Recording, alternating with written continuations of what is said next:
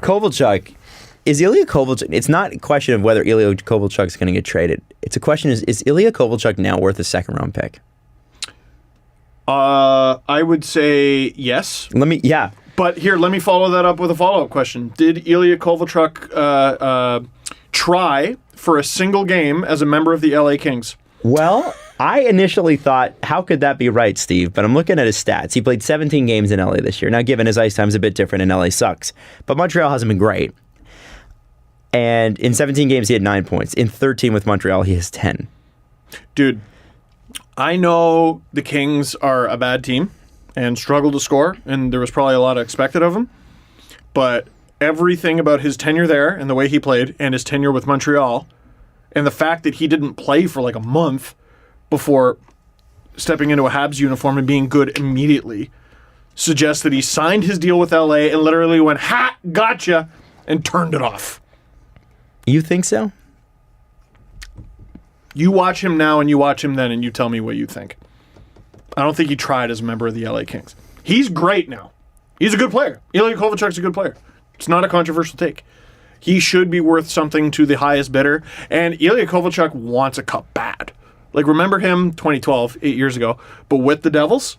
That guy, he had like a broken rib or something like that, and he was their MVP. Mm-hmm. He was so good.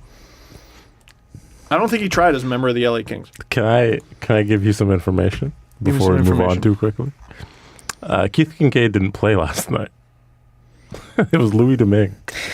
No. Keith Kincaid is the Habs goalie. Oh, the Habs goalie. Yes. Oh. He used to be a... Yeah. I thought you meant, I was like, Louis Domingue doesn't... I got Keith hot Kincaid in the face for a second there. Doesn't play for the Devils. Louis Domingue shocking, too. Okay. No, The tying goal...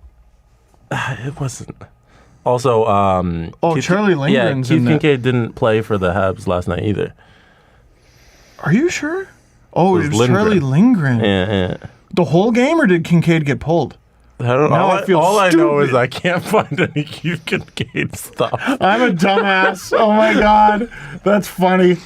Anyways. Well, anyway, their goaltending situation beyond Carey Price is pretty So you're shocking. saying the doesn't matter really. Whoever was in net Whoever sucks. for both teams, Keith Kincaid switch out the names. Yeah.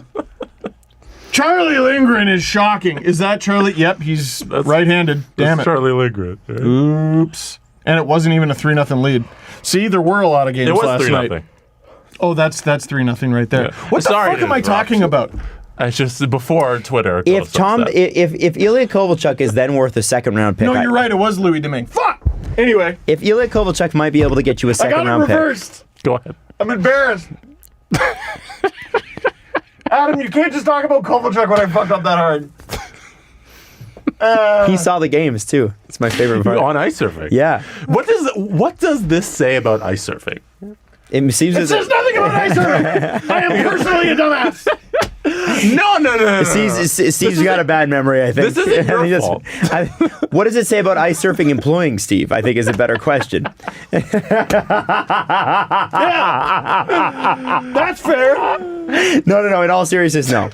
If Ilya Kovalchuk, who is 36, but playing lights out, And trying. almost a point a game with Montreal, Yes. if he is worth a second, what is Thomas Tatar, who is literally always 25 goals in the bank? Always. Is he expiring? He's got one more year left. And Isn't it dumb For a that team- his trade value is lower because he actually makes money? I hate the salary cap, dude. yeah, me too. It's stupid. Ilya And it Kovalchuk, who economically should doesn't- be making more. Thomas Tatar is playing at almost a point a game pace this year. He's got 50 points in 55 games. You talk about a guy who was bad for like 20 games of his NHL career. Yeah, with Vegas. That's it. Like, That's and he it. scored a pretty important goal for them in the playoffs. So, like, geez. He hasn't not scored 20 goals at least in a season since 13-14. Now, He makes $4.8 million. Do you hold on to him because you're Montreal and you think you're going to be better next year? That's what I'm thinking. I think you trade him. And the reason I think you trade him is because I think you can get good value for him. And you either parlay that value into somebody else or you just use it and draft some good players. I think I mean, I don't know what to do in Montreal. I think they're screwed several different ways. I would also, if I were them though, I would just tear it down and keep Price and say, fuck it, we're still rebuilding. I don't think Bergevin's allowed to do that. He Comeback should. screwed everything up. Tatar, Petrie, all those guys, they should all be gone because they're going to give you so much back. Like Jeff Petrie, right-handed shooting guy who skates and plays like he does, he's exactly what the Edmonton Oilers need. LMAO. Dude, the comeback last night screwed everything up. You get run out of the building by the Devils, and you're as far out of the playoffs as they are, your path is set. But now they pull themselves to within 7. You have an inspiring win. It's Kovalchuk. He does the shush. Max Domi tweeting, oh, what a legend. He is a bit of a legend for that. Like, are they going to find themselves in a situation where they're like, you know what, we're standing pat, and they miss the playoffs again, and they acquire nothing? They might. Mark Bergevin's got to make a decision here. And by Mark Bergevin, I mean ownership. Like, you're talking about like what he can and can't do. If you're already onto the qualifier of what your GM can and can't do, you are done with that GM. All you got to do is be adult enough to make that decision. So Jeff Molson has a decision to make. Is this your guy or not?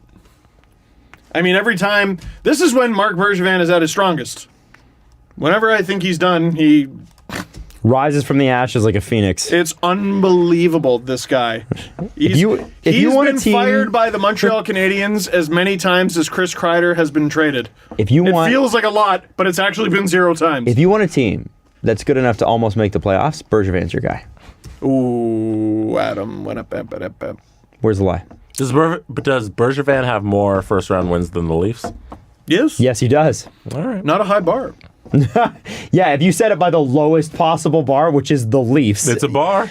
It sure is. But I wouldn't, if I'm Bergevin, I wouldn't want to be measuring myself against the success or lack thereof of the Leafs. If you limboed under that bar, Simon Cowell would be impressed.